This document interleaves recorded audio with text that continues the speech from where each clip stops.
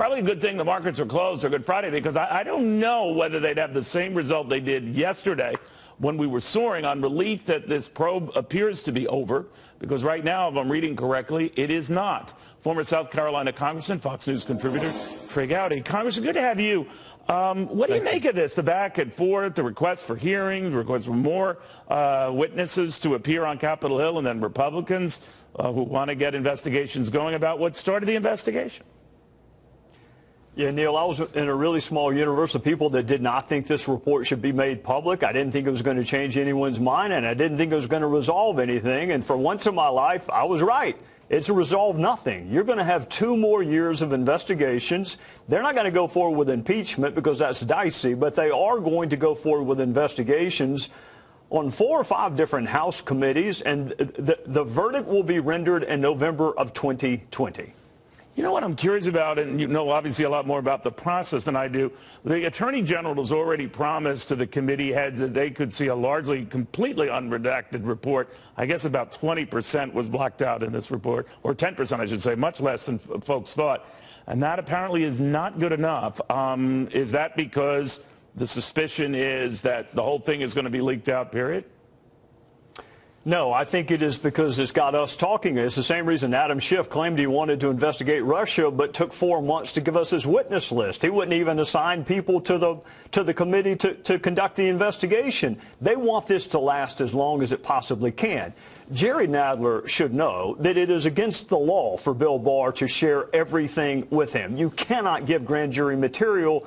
Barr's already offered to let a select number, and the fewer that see it, the less likely it is to leak. But say the gang of 8 in the House can look at an almost completely unredacted. That's not going to be enough. They're going to want to see the underlying data. They're going to want to see the documents. They're going to want to read the witness transcripts, because the objective is not a resolution. The objective is to make this an issue until the fall of 2020. Were you surprised by anything you read in the report? Mitt Romney is among those out saying that the course and tone of this was something he was not a fan of. Glad it's behind him, but he criticized the president and those around him. What about you? I was not surprised, because this report was not written for the public. It was written for the Attorney General, and it was the Attorney General and a whole bunch of my Republican former colleagues that thought it'd be a really neat idea to share an Oppo research piece on someone who was not indicted. The Department of Justice doesn't do research papers. They either issue indictments or they do not. Clearly, he didn't have enough evidence on collusion.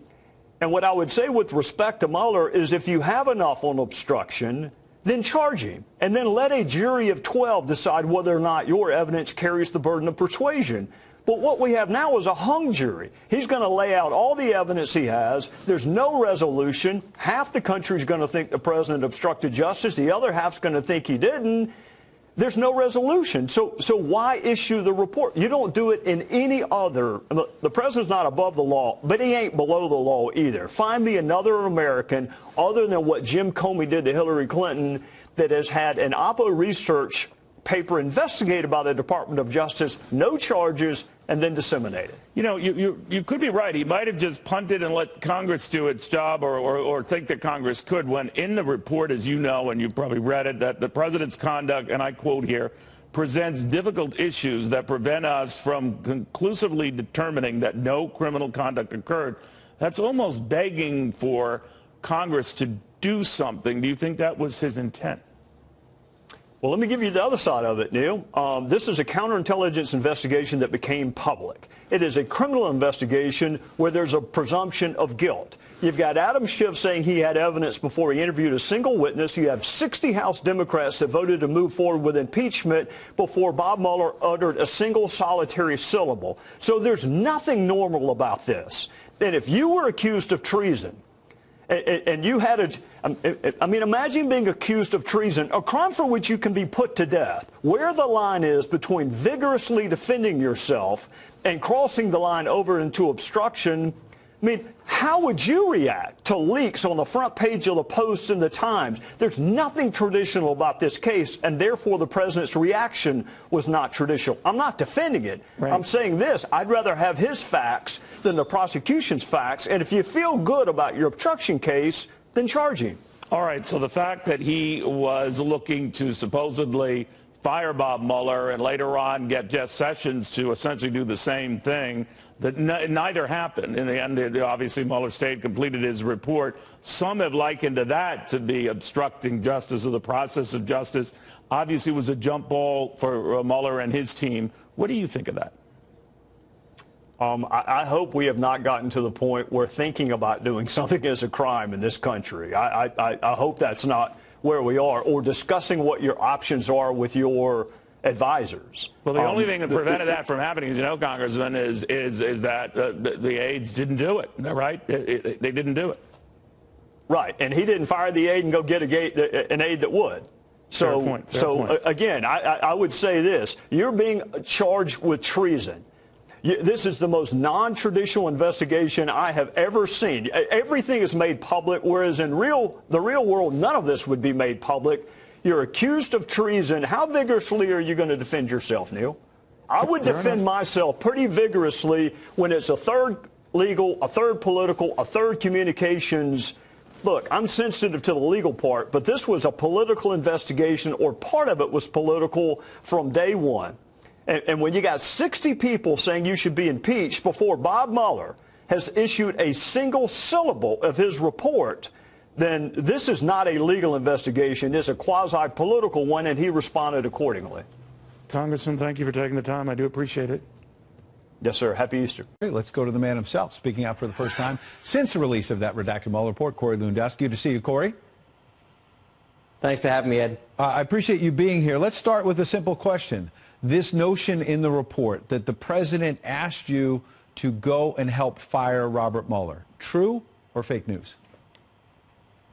No, the president never asked me to help him fire Robert Mueller. Look, Ed, as you know and have articulated well, I've been a friend of the president's for many, many years now, and he and I have had multiple conversations, which I always respect the privacy of those conversations, and we talk through things all the time, whether it's any issue that presidents want to talk about. But never did the president ask me to go and fire Robert Mueller, nor do I have any authority, or did I have any authority to do such a thing. So did you talk to Robert Mueller's investigators about this point? You know, I had a very candid conversation with the people who were asking questions. I told them exactly what happened, that on numerous occasions over the course of the last 2.5 years, I've had the privilege and honor of going into the White House and speaking to the president, sometimes in private and sometimes with other people. And what those conversations were, I always keep private. And what I've said was, you know, our relationship preceded his tenure as the president and talks about a wide range of issues. And this is a man, Ed, as you know, who wants to hear all sides of an issue. He asked me the same question that he asked 4, 5, or 6, or maybe 10 other people, so that he can get the totality of the circumstances in front of him, and then he makes the final decision. Let's try to and at the end of the day, this president made the decision, even though he had the authority to, not only not to fire Robert Mueller, but never to instruct anyone else to do that, and to let the investigation play out in its full course. And true, he never fired Robert Mueller, despite Democrats warning again and again that he was going to do that. That's a key part of the report. What about this part of Kristen's report that perhaps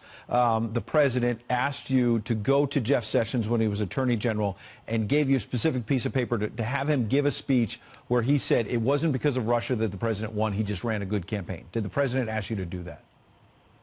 Well, the truth is he did run a great campaign, and Russia had nothing to do with the outcome of it. And look, Attorney General Sessions and prior to that Senator Sessions has been a friend of mine for a long time. So he did give you that piece of paper. Before Jeff Sessions even became the Attorney General, I was one of the few people who reached out to him privately and asked him if he would consider becoming the Attorney General. So was and it appropriate for the president to... I have a long-standing relationship with Senator Sessions. Okay. He and I have had many candid conversations over a variety of topics, and you know, this conversation never transpired, so we're making much to do about nothing. So it sounds like the president asked you to do it, but as the report says, you didn't ever give that piece of paper to Jeff Sessions. Yeah, I never delivered any document to Jeff Sessions. I never had an in-depth conversation with Senator Sessions or Attorney General Jeff Sessions. Yeah. Look, I've spoken to Attorney General Sessions on dozens of occasions, but never did I ask him to interfere with the Mueller investigation. Never did I ask him to, do anything other than what was completely legal, which was continue to do his job. Can I tell you, I am disappointed that Attorney General Sessions recused himself from the investigation, because that recusal is really what set in motion the entire special counsel and the 2.5 year, 1 year, 10 months, and 6 days to be exact, witch hunt that this president has gone through. So I'm very disappointed that Senator Sessions recused himself, because I think if he didn't do that, we never would have seen the special counsel or the attacks on this president that he's had to undergo for the last 2.5 years. Last question. You talked about a witch hunt. President's talked about that before. We began the show talking about the president tweeting that, look, it's time for the tables to be turned. Do you think James Comey, James Clapper, John Brennan, and others are going to be held accountable?